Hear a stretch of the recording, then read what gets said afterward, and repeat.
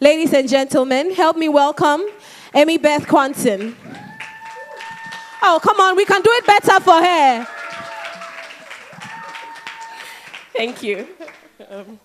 When I walked in today, I got a little fan club at the back with Lady Dell and Iona. Hey, girls. They really quizzed me about coffee. They were asking me, I brought a coffee plant for everybody who hasn't seen coffee before. There's one outside. They asked me, what is this coffee plant? How does the bean look like? How does it become coffee? They tasted it. They said, oh, this is so good. I'm like, you're not supposed to be drinking coffee at this time. But I really appreciate all the fans from the little ones. So I hope we can all be like them, in their enthusiasm and how they cheer us on as we're going. So my name is Beth Quantson. As mentioned, I'm a coffee entrepreneur, and the name of my company is Kawa Moka. So today I'm going to talk to you, one, about coffee, and I'm also going to talk a bit about my entrepreneurial journey, just so that for those of you considering being entrepreneurs, you can also get some knowledge from there. So the two questions I'm most persistently asked as an entrepreneur are, do Ghanaians drink coffee? And do we have coffee in Ghana? So the answers to both those questions are yes. I saw the hands go up when you were asked who drinks coffee. So yes, we do drink coffee in Ghana. And yes, there's coffee in Ghana. So historically, if you asked about coffee, they'd tell you that in the 1930s, we used to grow a lot of coffee. But then what happened was, over time, there was no market. So a lot of the coffee farmers stopped growing coffee because they would grow it and then they couldn't sell it. And a lot of them converted to cocoa. So most of the cocoa growing areas are coffee growing areas as well. So in terms of consumption, for those of you who ask, do Ghanaians drink coffee? The numbers are about 128 tons. A ton is 1,000 kilos. So that's 128,000 kilos. A bag of my coffee is 250 grams. So the mathematicians here, you can do the math. It's quite a bit of coffee. About 120 tons is imported. And then locally, we are looking at about 8 tons. So we still have a lot in terms of processed coffee. So most of the coffee that's grown in Ghana is exported. In terms of how much is grown, we're looking at 100,000 tons in the next 10 years. So there's a government project initiated in 2011 that is looking to encourage farmers to grow more coffee. So at the moment, they're giving out free coffee seedlings to the farmers. There's a lot of technical support. We're trying to move towards organic coffee. At the moment, coffee is quite a resistant crop, so they generally do not spray with fertilizers and all of that like cocoa. And it's usually shade grown. So you usually find plantain trees where they plant coffee. Okay? Yeah, so just to give you an idea of where coffee is grown, we have some in the Brong-Ahafo region, in the eastern region. There's some in the Volta and Ashanti. So pretty much like the lower parts of, pretty much everywhere in the lower part of Ghana can grow coffee. And the coffee value chain starts with growing the coffee. So first you plant the coffee. It's a little cherry. You'll see it on the next slide. But it comes out as a little cherry fruit. And that is dried. Well, it's harvested. So first it's picked. Then it's dried. It comes out as a hard, nut-like bean, I guess you could call it. And then it's hulled. So they crack the husk. And then out of that comes a green bean. And that green bean is roasted, and then you get your coffee. So you'll see that's what it looks like when it's cherry picked. When it's dried, the hand shows you what it looks like when it's dried. When you crack it, when you hull it, you get the green beans, and then that is roasted. And this is a Kawa Moka operation, so it's not like pictures we picked from the internet. This is actually when we go to the farm. These are pictures we take, and that's our roasting machine. So we roast fresh for your consumption. So yeah, in Ghana, there's no better coffee than Kawa Moka's. We're very focused on quality, so we're really engaged in the communities we go into. We work with the farmers to control the quality of coffee that they give to us.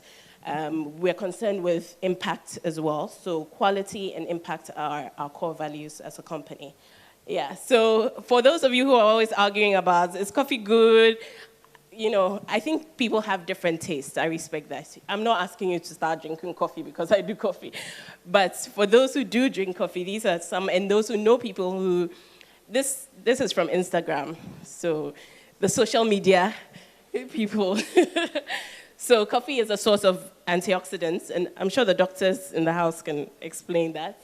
It improves energy, it contains essential nutrients, makes you happier, it lowers the risk of diseases, it helps burn fat, it improves performance, helps you live longer, and it protects your liver, and the best one for me, it makes you smarter. So you can argue that differently, but this is what they say, coffee is good. Okay, so you may ask why coffee, and for me, I stumbled into coffee, more from the love of coffee spaces than from the love of coffee itself. My interest was in coffee shops as a place to have intimate conversations, meet with your friends, start a business is a place to meet. So that's how I got into coffee. I think it was when I was writing my ACCAs. Most of the libraries would close at 3, some at 5, and then by the time you move back home, you restart, it's about 8 o'clock, so there's a whole break. So I was like, why don't we have coffee shops where we can just relax and, study and have conversations and the like, and that's what got me interested in coffee. Around that time, I also had the opportunity to go to Kenya to work. So I worked in Kenya for a couple of years, and they have a strong coffee culture. So that also allowed me to explore different ways in which coffee could be introduced to customers.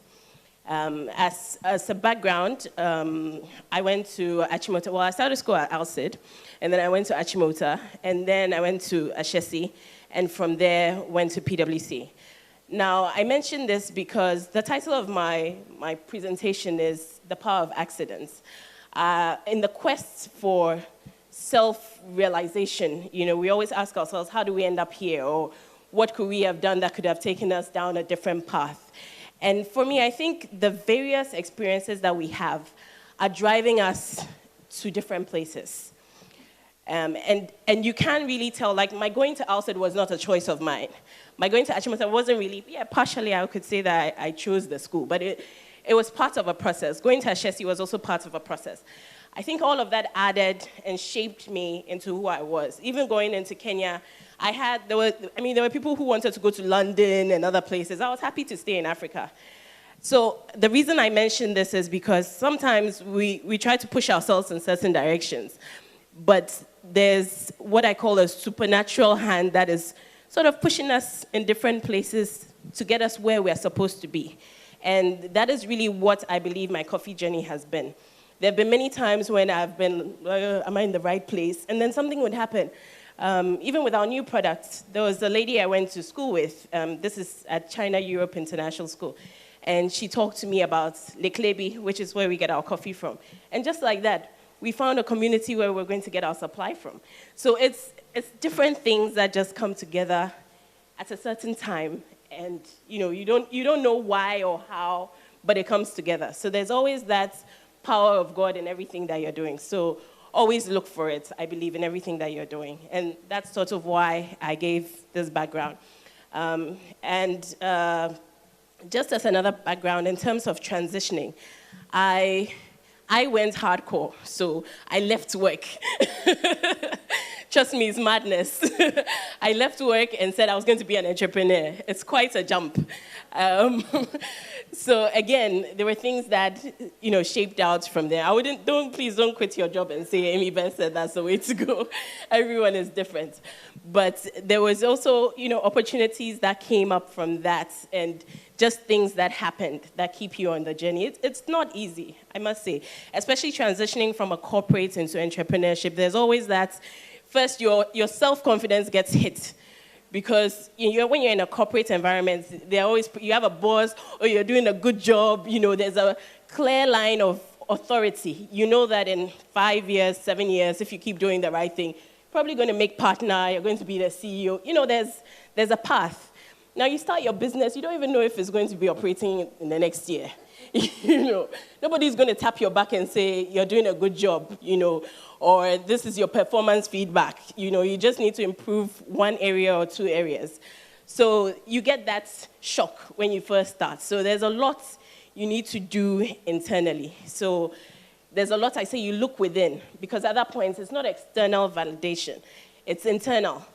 You need to push yourself. You need to seek knowledge. You need to find your quiet time and ask yourself, am I really doing what I need to do? And you'll hear the answers. You'll see it. As you get up and you do things, you'll see the manifestation. But you have to be patient, because it's not easy. It's not easy. So that's just a bit of background for me and going on my coffee journey. The deciding moments for me when I decided to take this leap was when I went skydiving. So that's, yeah. So I remember this moment when I went to Florida, and I was with my uncle and a couple of my cousins, and it was random. I said, oh, I've never been skydiving. I've always wanted to go skydiving. And my uncle was like, okay, I used to have a roommate who used to skydive. Let me call her and find out, where they skydive. And just like that, in my other cousins, so there were 4 of us, my other cousins were like, oh, yeah, we'd like to try that. And there was one girl in the room. She said to us, are you mentally prepared? and we all paused and looked at her like, this is supposed to be exciting. Don't remind us that there's risk, So we went skydiving. We just got up. I think the next day we found information. The next day we went to the center. First of all, they give you forms.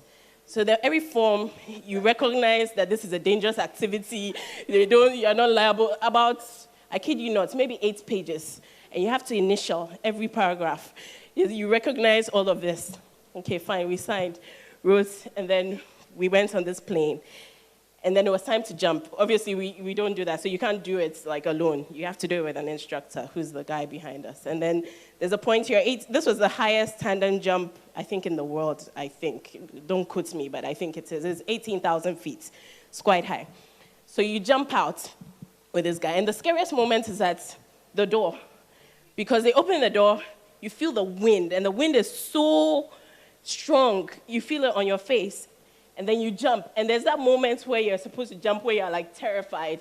And luckily, because there's this instructor behind, he sort of pushes you, so you don't have time to think. And then you're in the sky, and the wind is on your face, and it feels so good. After the fear, yes, it does. Don't go and do it again and say, me Beth did it. No, please. And then when we got down, so it's beautiful. It was like, if I remember right, I think it was 8 minutes in total, and the first 4 minutes were free fall. So that's when you're just like floating, nothing. Gravity is pulling you down. And then they release the parachute, and then you go down. So we get down, and we're all exhilarated. And there's a gentleman wearing a shirt, and the shirt said, the sky is not the limit. So I asked him, what's the meaning of what's on your shirt? And he said, the ground is.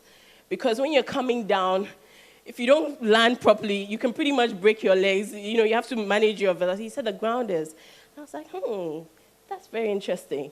You have to lift off, You have to land. We are all so scared of moving. We are stuck, But the sky is really not the limit. The ground is. Get off the ground.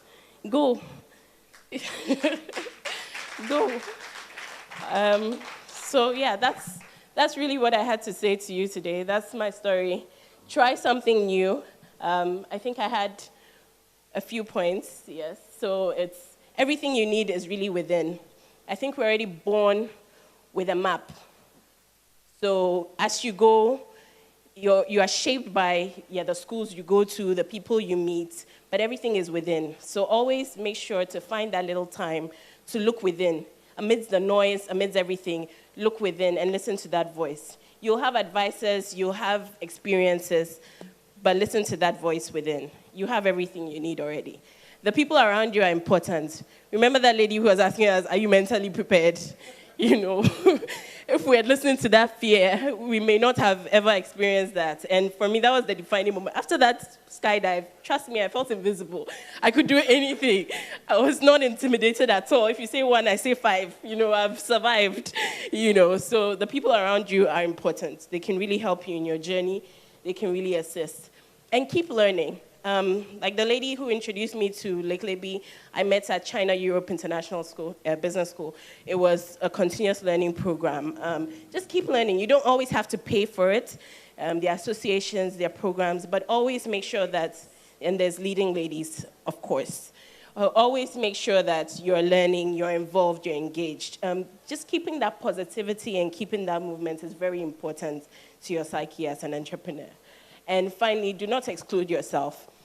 I think as women, we do that more. We're shy, we're not sure, we don't want to be ambitious, you don't want to say it and fall. Don't exclude yourself.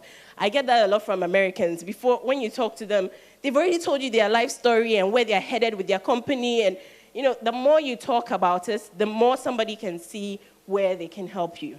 I know there are people who steal ideas and all of that, but, ideas are different. Implementation is different. There are a lot of people who have similar ideas, but the implementation is different. So don't keep your story to yourself thinking, oh, I have the most wonderful product. Yes, it's maybe, but there are people that can help you on that journey. So don't exclude yourself. Talk about your product.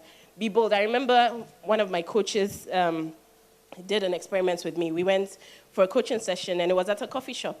So she said to me, what are you doing now? I said, oh, we've started marketing our coffee. She was like, yeah, go and sell your coffee to these guys. I said, oh, I'm not ready. She said, go. And I just walked up and introduced the coffee to them, and I was amazed. First of all, the coffee attendant was from Lake Leby. That was point one. So he was very excited about the fact that, one, we realized there was coffee there, and we're highlighting it. So that was even wow. Then the whole conversation, they were happy to sell our coffee. I went to they sent me to their boss who does distribution and was willing to help us with distribution. So if I hadn't made that first step, if I hadn't had that discussion, I would have been sitting there. I would never have known the opportunities waiting for me. And that was a big lesson for me. Anytime I go anywhere, I talk about it. I'm not shy anymore. I don't say, oh, no. I'll wait till the perfect moment to share my story. I go. Whether I'm looking the best, no, I don't care. I'll go and I'll talk about it because that could be your moment. So don't exclude yourself. Yes. So this is one of my favorite verses in the Bible, that God has not given you the spirit of fear, but of power and of love and of self-discipline. So go out into the world and show your awesomeness. Leading ladies are awesome. So congratulations, Beth. Do we have any questions for her? Okay, so my question is about coffee. I've heard a lot about coffee luwak. I find it very icky, but since you're the coffee person, maybe you can disabuse my mind. So a lot of people ask me that and say to me, especially with the business, I remember one consultant once said to me, we're going to try and make everybody a coffee drinker. And I said, no, that's not my intent. My intent is to give people who already drink coffee or people who are interested in coffee a high-quality alternative to asking your friend to bring you coffee from Kenya when they're coming. Then they bring you one in their suitcase, and you have to wait till the next trip to get another one. My thing is, there's high-quality coffee in Ghana, and we can drink it. So I know that you find coffee icky. That's perfectly okay. No, not just coffee. Okay. Coffee luwak. There's this type of coffee where basically there's an animal that ingests some beans. Oh, right. Yeah. I'm okay with coffee. Not all coffee is made like that. But again, it speaks to the quality and the unique features. And it's like when you're a connoisseur of something, right? You may try certain things that people who just sample or people who are not really interested in it may not do. There are a lot of experiments, and some of it comes from even like the soil, okay? So like coffee takes some of its flavors from the soil it's grown and that. So that's where that coffee idea comes from. And for people who drink it, they swear by it that it's great. You may drink it and not like it. People don't, what are those, the eggs, fish eggs, what are they called? Caviar. People don't like it, but it's so expensive and it's, so it's a taste thing. It's a taste thing. And sometimes you try something, you may not like it, you try it. And it also depends on how you're introduced to it. So I respect your view of ickiness. It's okay. We'll take 2 more questions for Beth. Nanama. What's the best way to prepare coffee, and how do I get a great cup of coffee in the morning? She needs a cup of coffee. I know. Kawa Moka coffee. Go outside. It depends. Like, every coffee is generally different. For Kawa Moka coffee, the way I like to brew it is with a Moka pot. I don't know if you know a Moka pot, the stovetop one. Yeah, so you put the water underneath, you put the coffee inside, and then the force of the heat pushes out the coffee, and then you drink it. For Kawa Moka coffee, I love that. You can also do a drip machine, if you have a drip machine. And I hope I'm not speaking jazz at this point. Yes, you are. But there's also the drip machine. So it's all about proportions and the water. You'll find that the real coffee addicts are very particular about the kind of water they use. They won't use tap water. It has to be filtered, certain temperature of boiling. So there's a whole science to bringing out the best flavors. But at the end of the day, you just want a great cup of coffee, right? So that's it. The French press is also a good way to make coffee. So don't worry, we'll walk you through all those things. Okay. Thank you so much. Kawa Moka lady. Leading lady.